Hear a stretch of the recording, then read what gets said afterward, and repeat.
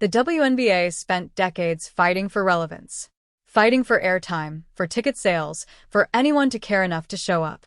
And then one player walked through the door and changed everything overnight. That player was Caitlin Clark.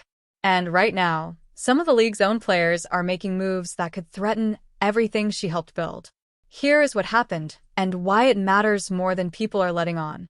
On Friday night, the Indiana Fever traveled to take on the Golden State Valkyries. Clark was coming back from a one-game absence due to a back injury, and she made her return count. 22 points, 9 assists. The Fever won, 90-82. Tiffany Hayes, also known as Tip Hayes, came off the bench and put up 19 points for Golden State in a losing effort. On paper, it is a box score, a regular season game. Nothing out of the ordinary. But what happened during the third quarter set off something that went way beyond basketball. Clark hit a deep three from nearly logo range with Hayes in her face. The kind of shot that silences a building. And when it went in, there were words exchanged. Both players going back and forth. Clark chirping, Hayes responding. The crowd buzzing. That alone is fine. That is basketball. That is competition. Clark has built part of her on-court brand around getting into opponents' heads, and players respond. That has always been part of the game. What made this different was everything that came after. Before Hayes even reached the media podium for her post-game availability, she was picked up on a hot mic. The words were something like this: they're never going to start calling fouls on her, and if they did, she would never get to play in the games. Now, Hayes never said Clark's name out loud in that moment. But given the context of the night, given the back and forth on the court, given the fact that every camera in the building had been tracking those two players, it is not a stretch to understand where people's minds went. And then came the social media activity. That is where things escalated beyond anything a hot mic moment could have caused on its own. Screenshots began circulating from what appeared to be Hayes on the platform threads, interacting with fans who were talking about the game and talking about Clark.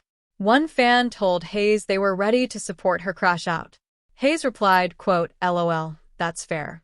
Another fan praised her composure and said their own would have been worse. Hayes responded that her growth is a gift and a curse, but mostly a gift. Those exchanges? Honestly, pretty mild in the grand scheme of sports fandom. Players interact with fans. Emotions are high after games. That part is understandable. But then there was one more post. A fan wrote that they had some cousins that no one talks about who will ride at dawn upon request. Just let me know. And Hayes responded with a laughing emoji. No names were used. Hayes did not write anything threatening herself. But the context of the conversation, the arc of the entire thread, the fans she was engaging with, and what they were all talking about, it does not take a detective to read the room. And people noticed. Clark's fanbase noticed loudly. Now here is the real conversation that needs to happen, because this goes beyond one game, one player, and one social media thread. The WNBA launched something called the No Space for Hate platform back in May of 2025. The league described it as a comprehensive effort to combat hate and promote respect across all WNBA spaces, both inside arenas and across digital platforms. They talked about enhanced technology to detect hateful content online, increased security, mental health resources, and league-wide messaging. This was not a quiet, internal memo. This was a public-facing initiative. The league put its name on it and told the world this is who we are. So the question now is a simple one. Does that standard apply evenly? Because the WNBA has shown it can move quickly when it wants to. After a May 2025 game between the Fever and the Chicago Sky, the league launched an investigation into allegations of racist fan behavior directed at Angel Reese near the court. They gathered information from fans, team staff, arena personnel, reviewed audio and video footage, and eventually determined the allegations were not substantiated. Whether you agreed with that conclusion or not, the league showed it had the infrastructure and the willingness to act. The previous season, after Connecticut Sun players spoke publicly about alleged racial slurs and threatening messages during the Fever Sun playoff series, the league issued a formal statement saying it would not tolerate racist, derogatory, or threatening comments aimed at players, teams, or anyone connected to the league. So the framework exists, the precedent exists, the language exists. The only question left is whether the will exists to apply it consistently, regardless of who is involved, regardless of which fan base is upset, and regardless of which direction the controversy is pointing. Because here's the part that the league cannot afford to ignore. Caitlin Clark did not just help the WNBA. She transformed it. The ratings increases tied to her presence are not marginal. They are historic. Ticket demand for games featuring the Fever put numbers on the board that the league had never seen before.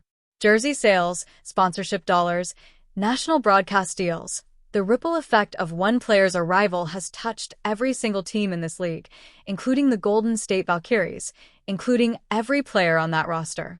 That is not an argument that Clark deserves special treatment. No player is above accountability, and no player should be beyond criticism or competitive fire. But it is an argument that the league has a responsibility to take seriously the climate that is building around her, particularly when that climate involves a player appearing to laugh at a post that at minimum implies a threat. There is also something worth saying directly to the players themselves. The attention that the WNBA is now receiving is not the same as what it was 3 years ago, or even 2 years ago. The cameras are more numerous. The social media scrutiny is sharper. The fan bases are larger and more intense on every side. Actions that might have slipped by unnoticed before are now screenshotted, clipped, shared, and debated in real time. That is the reality of playing in a league that has finally made it to the mainstream conversation. With visibility comes accountability. That applies to everyone: fans, media, players, and the league itself. The WNBA worked for years to earn the spotlight it now has. Players have advocated loudly for better pay, better facilities, better coverage, and better respect. Those are worthy causes, and that advocacy has made a real difference. But the spotlight does not work selectively. It does not illuminate only the moments you want seen. It is always on now. And the league and its players are going to have to decide what they want people to see when it's pointed at them.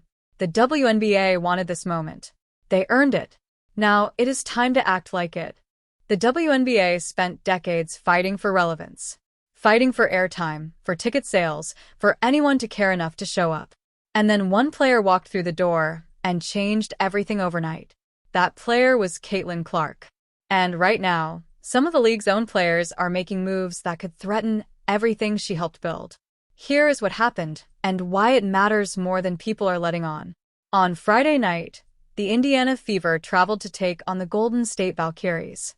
Clark was coming back from a one-game absence due to a back injury, and she made her return count. 22 points, 9 assists. The Fever won, 90.